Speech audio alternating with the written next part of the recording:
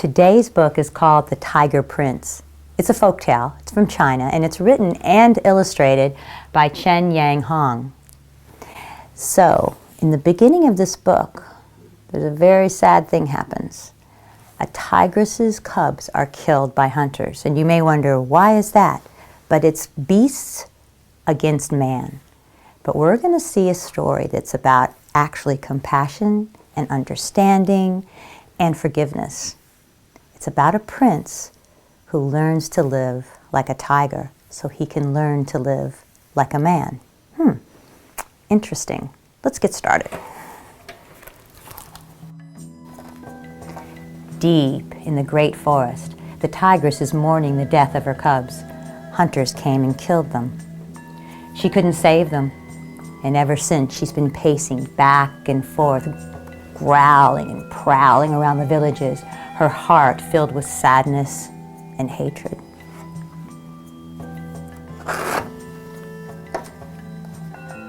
One evening, she attacks. She destroys houses, she devours people and beasts alike, but her anger does not let up. Not at all.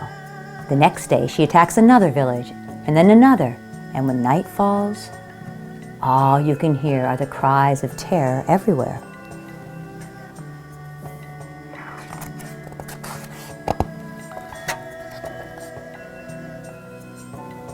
The king has already called up his army. He questions the old woman Lao Lao, who can predict the future by tossing pebbles and bamboo sticks.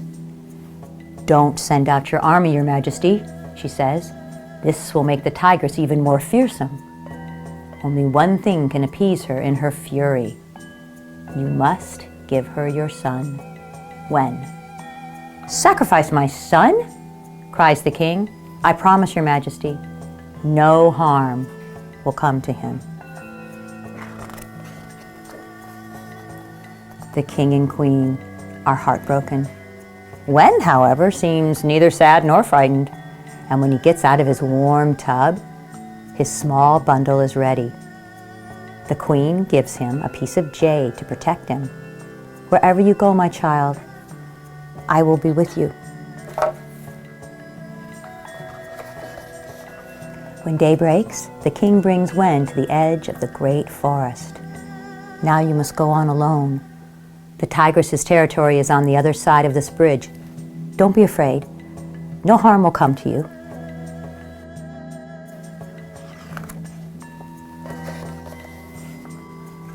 "I'm not afraid," Wen replies. He crosses the bridge and he disappears into the forest. Wen walks for a long time, and then exhausted, he falls asleep under a tree. The tigress can smell him. She draws near, and just as she's about to attack, instinct overcomes her. She takes Wen in her mouth, the way she used to take her cubs, and suddenly, all of her anger vanishes.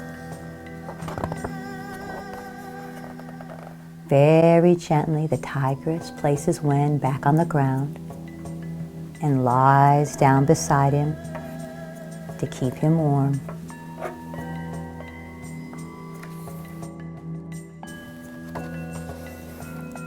"Are you hungry?"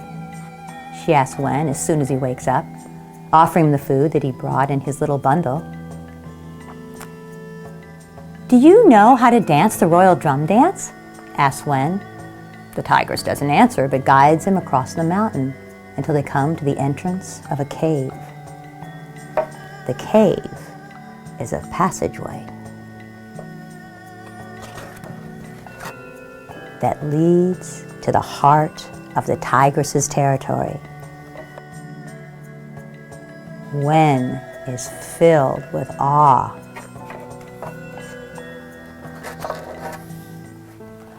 One day while the tigress is napping, Wen finds the tip of an arrow stuck in her pelt. She rears up and she roars. The memory of her wound reignites her anger. She looks like she's about to devour Wen. But then Wen's frightened eyes remind her of the eyes of her cubs, and her motherly instinct returns. And ever so gently, she takes Wen in her mouth to comfort him.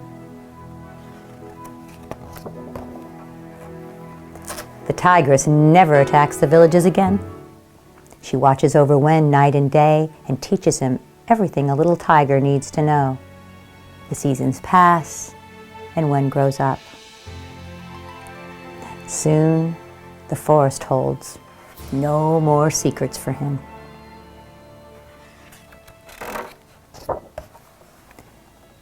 But back at the palace, the king and the queen are terribly sad. They wonder if their son is still alive. One day the king can't take it anymore. He sends in his army.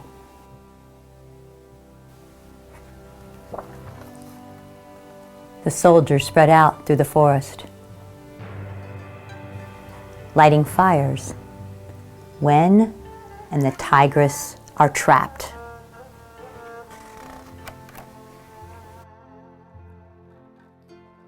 Wen throws himself in front of the tigress to protect her. "Don't shoot!" he cries. "Back away!" Suddenly, a woman's voice can be heard. "Let me pass!" It's the queen. She moves through the ranks of soldiers and runs toward her son. Wen immediately recognizes his mother's face.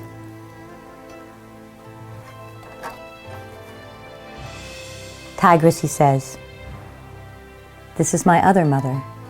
You are my two mothers, the one from the forest and the one from the palace.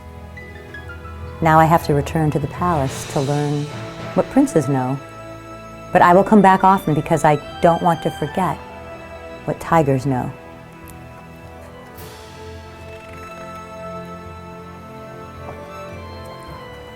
The tigress slowly walks away and disappears into the forest.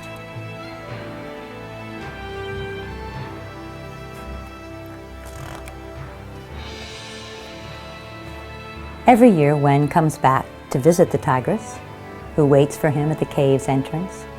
And then one day, he comes with a tiny child. "This is my son," he says. "Keep him with you as long as it takes to teach him everything that a tiger needs to know. And then he can become a prince."